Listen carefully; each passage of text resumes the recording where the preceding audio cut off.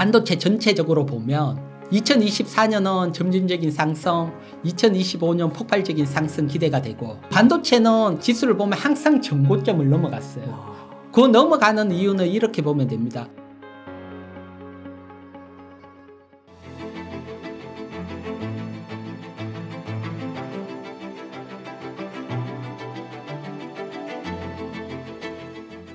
그래서 전체적으로 보면 이렇게 금리 인하 쪽으로 내년에 갈 거니까 달러 약세가 진행이 되고 원화 강세에 따라 외국인이 매수가 들어온다.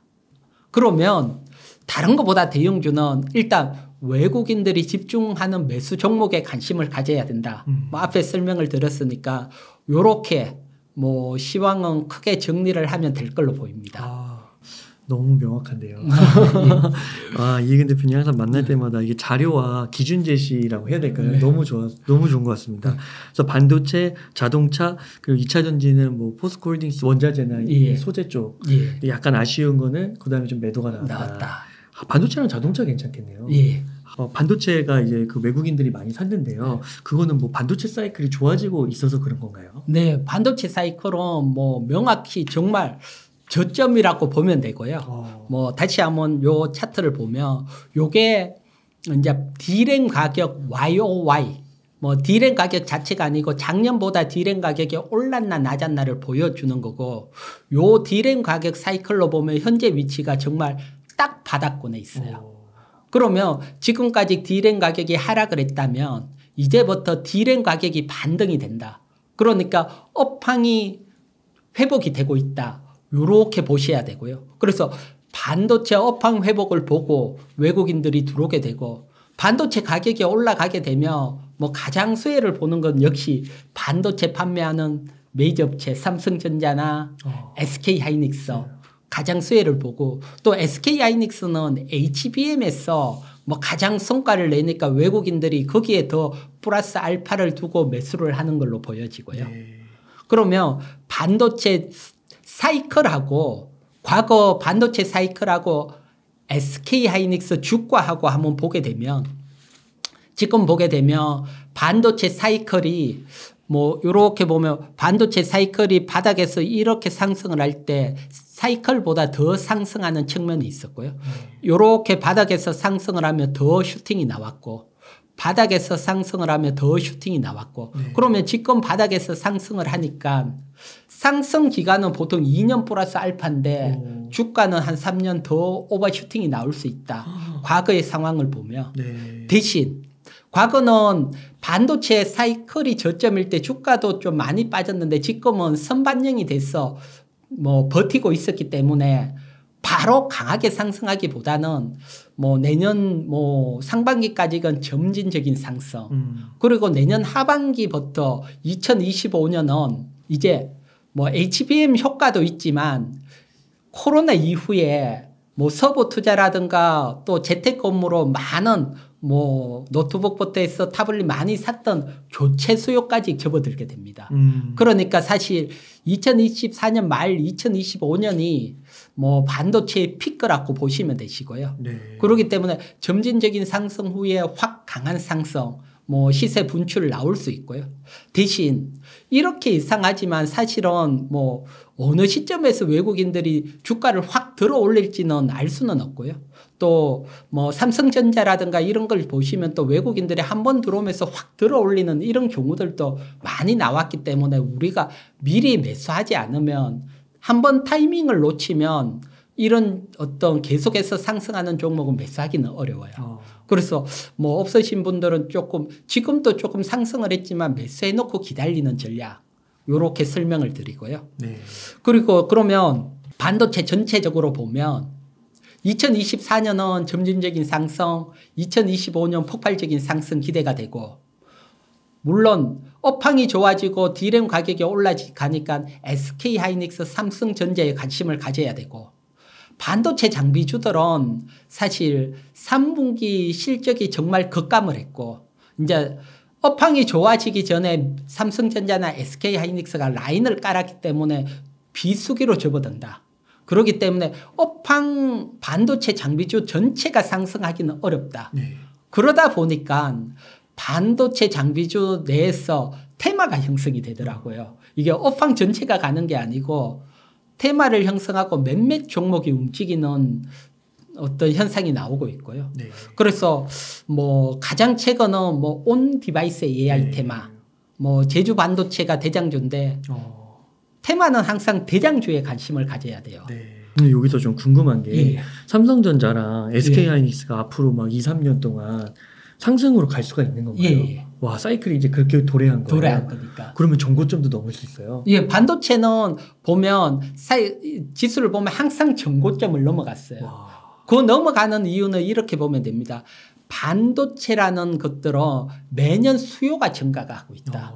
그렇게 되니까 기업 입장에서는 반도체 가격이 고점에 갔을 때는 항상 지난 매출보다는 더 늘어나고 지금도 보면 뭐 전기 자동차나 로봇이 반도체 수요가 계속 증가가 되니까 그래서 반도체는 지금도 성장하고 있는 업종으로 계속해서 전고점을 넘어간다 이렇게 보셔야 되고요. 네. 온디바이스의 대장주는 제주 반도체군요. 예. 그래서 제주 반도체 일단 기업 자체로 보면 기업은 뭐 아주 이상한 기업은 아니다. 이렇게 보여지고요. 네. 뭐 보면 뭐 영업이익이 2000년도 66억, 2021년 201억, 2022년 282억. 느네요, 계속. 예, 올해가 조금 줄었고요. 대신 뭐 영업 이익률도 뭐 올해 한 10% 이상 되니까요. 그래서 뭐 기업 자체는 이상하지 않다. 그리고 이게 대장주인데 일단 온디바이스 AI가 뭔지도 잠깐 설명을 드리고 갈게요. 네. 뭐 많이들 아시겠지만 일단 우리가 밑에 보면 사용자가 뭐 핸드폰이나 타블릿에 뭐 AI 명령을 하게 되면 보통 같으면 디바이스에서 처리를 하지 않고 서버에 요청을 합니다. 그 처리를. 네. 그러면 서버가 막 계산을 하니까 결과가 뜨면 디바이스는 결과를 보여주는 형태. 그러다 보니까 서버에는 많은 디바이스가 붙어 있잖아요. 서버 하나에. 네. 그러니까 많은 이 AI 요청이 들어오면 그걸 해결하려고 HBM 반도체가 붙었어요. 큰 HBM 반도체. 연산을 빨리 하려고. 네. 그러다 보니까 뭐 올해는 HBM 주축으로 움직였고. 근데 여기서 하나 단점이 인터넷이 안 된다든가. 그러면 요청이 안 되고. 그렇죠. 그럼 이제 뭐 자료가 서버로 넘어가야 되니까 정보 보안에도 조금 취약하고 요런 측면이 있다 보니까 이게 이제 디바이스 안으로 들어오는 겁니다. 디바이스 안으로 들어온다는 것은 다른 게 아니고 뭐 타블릿이나 핸드폰에서 바로 AI를 실행을 해서 바로 보여주는 거죠. 네. 그래서 요렇게 하려다 보니까 이제 핵심이 뭐가 되냐면 반도체 설계 기술이 필요하게 되고 그래서 온디바이스 AI의 테마는 이제 반도체 설계를 하는 종목들이다. 네. 그래 보면 뭐 반도체 장비주들하고는 약간 거리가 나 있고 그래서 뭐 설계하는 종목들 중에 지금 제주 반도체가 가장 강하게 가고 있고 뭐 불을 땡긴 것은 뭐 2024년 내년에 갤럭시 S24에 삼성 가오스 요게 탑재될 거다. 실시간 번역. 예. 네. 그러면서 뭐 불을 땡겼고요. 그러면 이제 사실은 이런 테마 매매를 어떻게 하느냐 이게 사실은 가장 어려운 것 중에 하나예요. 네. 많은 개인들이 좀 아쉽게도 테마의 고점에 사서 많이 손실을 보고 물리는 경우들이 많고요. 또 팔고 나니까 또 오르고 그래서 엇박자를 타는 경우들이 워낙 많아서 제가 이제 제주 반도체 지금 테마로 강한 지금 주가를 보게 되면 불을 뿜고 지금 한 240% 움직였어요. 와. 그래서 지금 이런 위치가 좀 오버슈팅도 나왔던 위치고 그러면 올해 강한 테마들이 나왔을 때 그런 테마들의 움직임을 보면서 제주 반도체에 어떻게 보면 뭐 나름대로 공략을 할지 좀 뭐 계획을 세우는 데는 도움이 될 걸로 보여가지고 네. 올해 가장 강하게 움직인 테마 혹시 기억나는 거? 올해 뭐 2차 전지 로봇 맞습니다. 인공지능 뭐 맞습니다. 네. 그러면 일단 뭐 연초에 가장 강하게 움직인 로봇 테마 네. 그 중에 대장주인 레인보우 로보틱스 움직임을 한번 보도록 할게요. 네. 레인보우 로보틱스가 2023년 1월에 거래량을 내고 불을 뿜고 확 움직였죠. 네. 강하게 움직이고 한 167% 움직이고 그래서 테마가 이렇게 상승을 하다가 상한가가 확 들어가 버리면 이거 고점을 알리는 신호예요. 한 150% 상한가까지 합쳐서 150% 이상 가면 그 다음날 고점 형성하는 게 가장 일반적이고요. 네. 그래서 이렇게 로봇 대장주가 고점을 형성하게 되면 대장주들은 가격 조정 받는 애들도 있고 또는 그것보다는 어떻게 보면 기간 조정 받는 애들도 있고 네. 그래서 가장 기본적으로 첫 번째 테마들이 이렇게 부상을 확 해버리면 상한가가 나오고 그 다음 고점을 형성을 하면 고점 대비 보통 한 20영업일 정도 뭐 평균적으로 전후에 매수했을 때 뒤풀이가 나올 확률이 높더라고요. 그래서 제가 보면 저기 화살표로 딱 했던 부분이 20영업일 정도고요. 그 정도 위치에서 대장주들은 공략을 하면 20일 이동 평균선 이하 20영업일 정도 횡보를 했을 때 뭐 위치가 나오고요. 네. 그 다음에 또 2차 전지 중에 포스코 DX 한번 볼게요. 포스코 DX도 불을 뿜고 확 움직임이 나오고 전날 상한가가 나오고 그 다음날 고점을 형성을 하고 그러고 표시를 했는 게 한 20영업일 기간 조정이 나오고 뒤풀이가 나오고 네. 그러기 때문에 조금 급히 따라가기보다는 이렇게 한 150% 이상 강하게 확 움직인 종목들은 상한가 다음날 고점 형성하고 기간 조정 한 20일 정도 기다려서 매매하는 게 사실은 가장 적절한 매수 포인트로 보여지고요. 네. 또 예외들이 있습니다. 예외들이라는 것은 뭐 AI 말씀하셨는데 AI 애들은 좀 예외로 움직인 측면이 있어요. 네. AI 대장주인 셀바스 AI 보면 다른 애들은 바로 확 움직이고 바로 갔는데 거래량이 터지고 횡보를 조금 하고 다시 불을 붙였어요. 네. 얘네들은. 그러면서 상한가가 안 나왔어요. 얘네들은. 이제 앞에 테마들이 보통 상한가 형성하고 고점 형성하는데 상한가 형성하지 않고 네. 한 170% 상승하고 횡보를 했어요. 그러네요. 횡보를 했는데 한 20영업일까지가 안 오고 바로 움직여 버리더라고요. 이런 애들은. 그래서 이렇게 움직이는 애들이 있고 또 의외로 빠져버리는 애들이 있기 때문에 뭐 무조건 간다면 공략을 하면 되는데 테마 속성에 따라서 또 빠지는 애들이 있기 때문에 뭐 이렇게 가는 애들은 사실 아쉽지만 타이밍이 안 나와요. 그래서 어떻게 보면 제주 반도체도 좀 요런 형태가 비슷해요. 앞쪽에 한번 확 튀고 옆에 횡보했다가 다시 거래량이 나오면서 튀고 상한가가 안 나와 있는 상황이고요. 네. 그래서 기존 로봇 테마나 2차 전지 테마하고는 조금 다른 측면이 있고요. 뭐 하지만 앞에 말했지만 뭐 AI처럼 가면 좋지만 또 AI처럼 안 가고 빠지는 애들이 있기 때문에 뭐 제가 봤을 때는 20일 이동 평균선 이하 60일까지 조정이 나온다면 뭐 한번 관심을 가져보시고 또 강하게 간다면 사실은 잊어버려야 됩니다. 우리가 늘 주식이라는 게 욕심을 내다 보면 어려워지니까요. 좀 느긋하게 기다리는 측면이 있고요. 그래야지만 테마 매매에 있어서 뭐 낮은 데서 끝까지 갈 수 있고요. 네. 뭐 그렇다면 또 여기서 그다음 또 많이 테마 매매에서 실수하는 부분이 뭐냐고 하면 지금 레인보우 로보틱스로 제가 한번 설명을 드리면 한번 튀고 네. 조정 나올 때 살라말랑 하다가 또 확 100% 상승을 해버렸잖아요.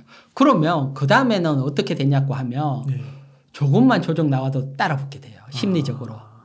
근데 주식이라는 것은 참 묘하게 이렇게 두 번 크게 나오면 그 다음 조정은 정말 깊어져요. 의외로 조정이 더 깊어져요. 그렇구나. 또 셀바스 지금 포스코 DX도 마찬가지고 뒤에 더 크게 나오고 그러다 보니까 아쉬운 마음에 뒤에서 일찍 들어가는 또 개인들이 많아요. 또 셀바스 AI도 조정을 쭉 깨주고 강하게 가버렸잖아요. 네. 그러면 뒤에서 빨리 들어가는 조급증이 생겨가 들어가는데 이렇게 2단 상승이나 아니면 오버슈팅 조정 없이 갖는 애들은 생각보다 여러분들 조정을 깊게 나옵니다. 고점 형성 후에 최소한 3개월 이상 조정을 받고 네. 또 120일 이동 평균선 이하까지 그러니까 기간 조정, 가격 조정 같이 나옵니다. 그러니까 두 번 상승했을 때는 너무 욕심을 내면 안 된다. 네. 이렇게 보고요. 셀바스 AI 같은 경우도 고점 형성 후에 1, 2, 3, 4개월 네. 조정받고 121 평선 훅 밀렸다가 뒤풀이가 나왔고요. 레인보우 로보틱스 같은 경우도 2단 상승 나오고 그 다음에 보면 1개월, 2개월, 3개월 이상 조정 나오고 120일 조정 나오고 뒤풀이가 나왔고요. 네. 그러면서 오버슈팅이 나오거나 2단 상승이 나온 종목들은 생각보다 길게 기다려야 된다.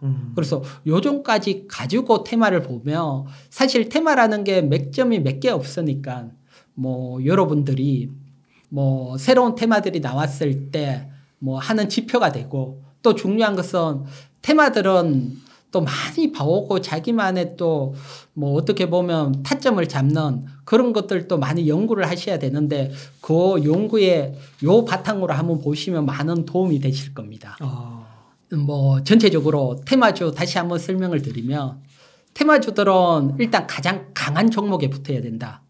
그건 뭐 테마 중에 가장 강하게 상승하는 종목.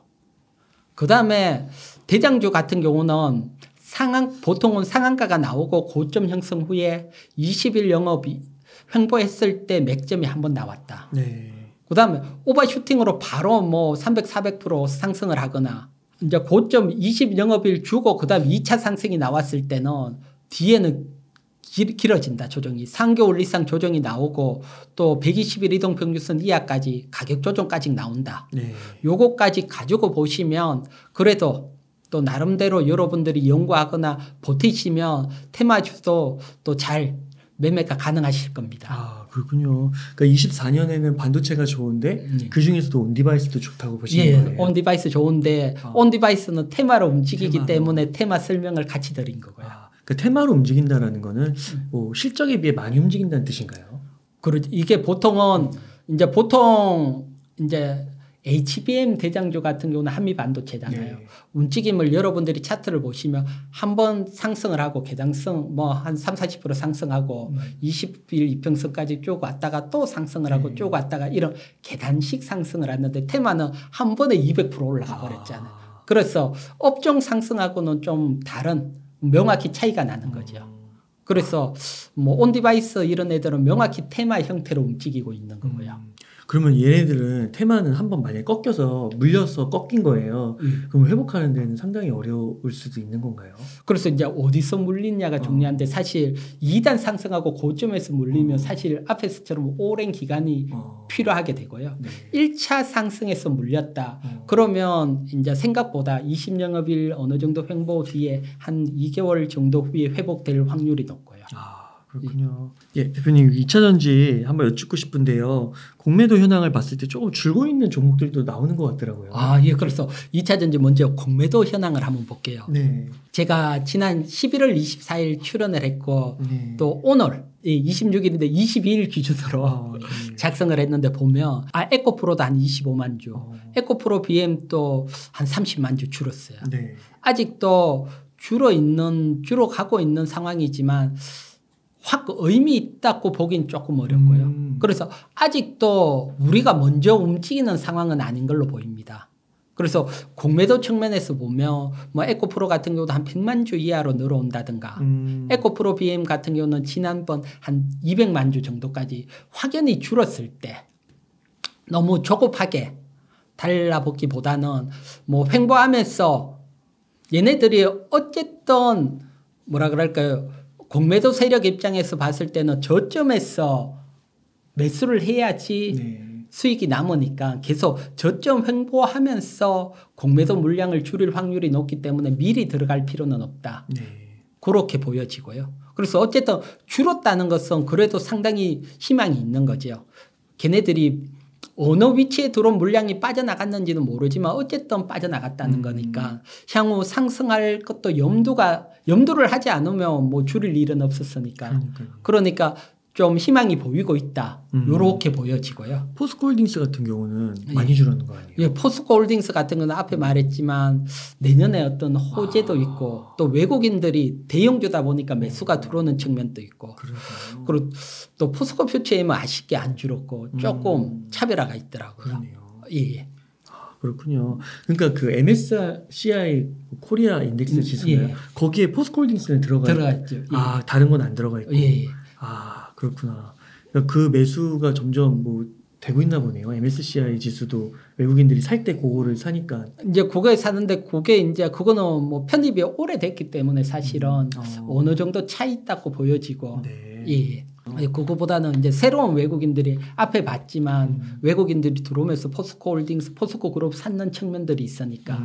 그래서 대형주들은 또 외국인들이 바치는 코스닥하고 다르게 그런 측면이 있어서 좀 줄었는 걸로 보이고